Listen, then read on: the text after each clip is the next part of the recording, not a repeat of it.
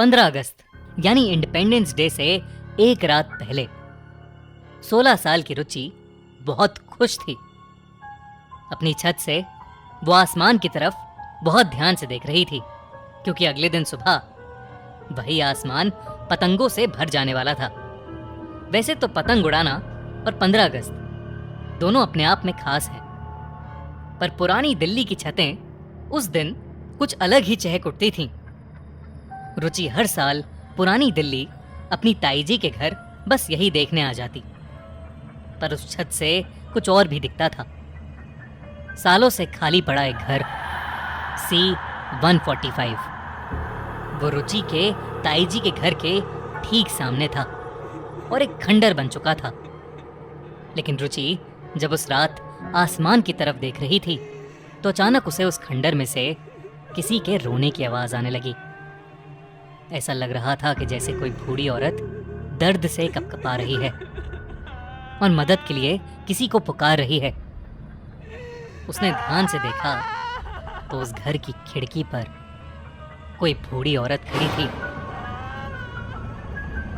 दूर होने की वजह से रुचि को उसका चेहरा साफ साफ तो नहीं दिखा, लेकिन उसे इतना समझ आ रहा था कि वो औरत शायद उसी की तरफ देख रही है। रुचि ये देखकर बेहद घबरा गई और छत से भाग गई।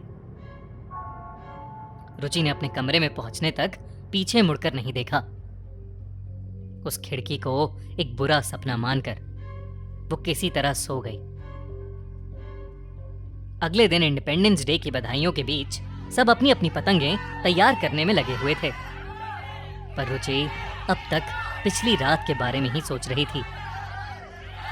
लेकिन जब उसका ध्यान पुरानी दिल्ली के आसमान पर गया, जो हर रंग की पतंग से खिलखिला रहा था, तो वो भी अपनी पतंग को तैयार करने में लग गई। रुचि अपनी पतंग को उड़ाने ही जा रही थी कि पता नहीं कैसे कोई कंकड़ आया और सीधा रुचि की पतंग पर लगा, जिससे उसकी पतंग फट गई। रुचि बहुत ज्यादा मायूस हो गई, लेकिन तभी उसने अपने सामने वाले घर C-145 की खिड़की पर देखा तो एक कटी पतंग उड़ते उड़ते उसी खिड़की के अंदर जा गिरी। रुचि सोच पाती कि उसकी पतंग पर कंकड़ किसने मारा है। उससे पहले ही उसे एक नई पतंग दिख चुकी थी और वो किसी को बिना बताए सामने वाले घर में पतंग लेने चली गई। जब रुचि उस एड्रेस तक पहुंची तो दरवाजा खुला हुआ था।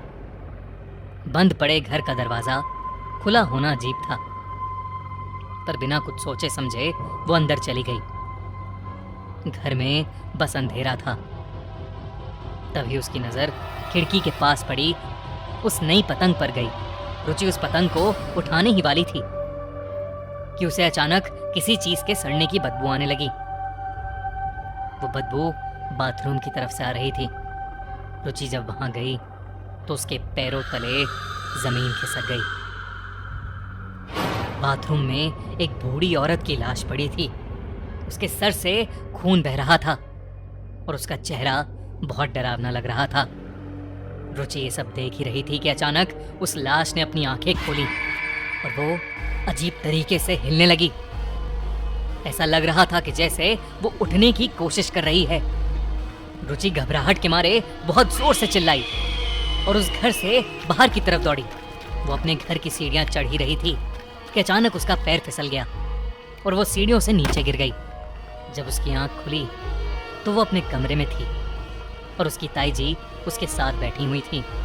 रुचि उन्हें गले लगाकर बुरी तरह रोने लगी और कहने लगी कि सामने वाले घर में कोई मर गया है। तब उसकी ताई हैरान हो गई और उन्होंने बताया कि वो घर चांदनी चौक का एक बहुत पुराना घर है। वहां कोई जानकी देवी नाम की औरत रहती थी। वो उस घर में अकेले रहती थी और कभी बाहर नहीं निकलती थी। लोग कहते थे कि वो बहुत खड़ूस थी और कुछ साल पहले ही उसकी मौत हो गई थी और एक हफ्ते तक किसी को पता भी नहीं चला कि वो औरत मर गई थी। जब उसके घर से सड़ी हुई बदबू आने लगी तो कुछ लोग देखने गए और उन्होंने पाया कि जानकी देवी तो बाथरूम में गिरने की वजह से मर चुकी है। ये सब सुनकर रुचि का दिल बैठ गया। उस दिन के बाद से रुचि ने अपनी ताई जी के घर जाना एकदम बंद सा कर दिया। लेकिन आज भी रुचि उस बूढ़ी औरत की वो दर्दनाक चीखें कभी भूल नहीं पाएगी।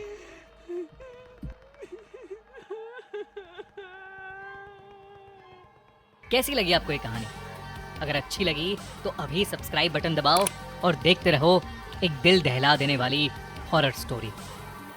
और साथ ही बेल आइकन प्रेस करना मत भूलना।